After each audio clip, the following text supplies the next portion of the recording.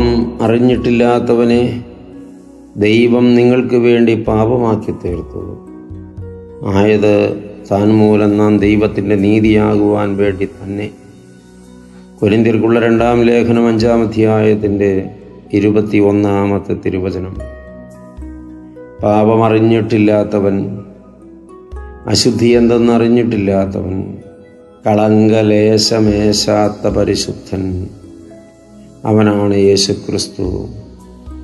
അവനെ ദൈവം നമുക്ക് വേണ്ടി പാപമാക്കി തീർത്തു.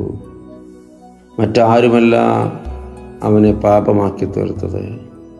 പാപിയായ മനുഷ്യനെ പാപത്തിൽ നിന്ന് വീണ്ടെടുത്ത് പരിശുദ്ധനാക്കുവാൻ തീരുമാനം ചെയ്ത ദൈവം പാപമറിഞ്ഞിട്ടില്ലാത്ത തൻ്റെ പാവനകുമാരനെ പാപമാക്കി തീർത്തു എന്ന് ഇവിടെ വായിക്കുകയാണ്. എന്തിനു വേണ്ടിയാണ് തമ്പുരാൻ അത് ചെയ്തത്? താൻ മൂലം നാം ദൈവത്തിൻ്റെ നീതിയാകുവാൻ വേണ്ടി തന്നെ.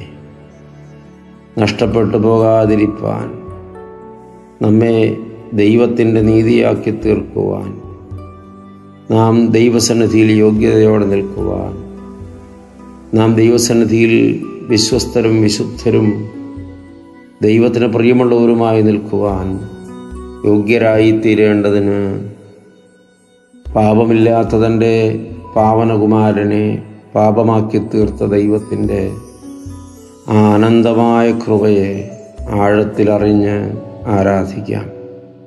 ദൈവം അനുഗ്രഹിക്കട്ടെ. ഒത്തിരി സ്നേഹത്തോടെ പാറേക്കരയച്ചൻ.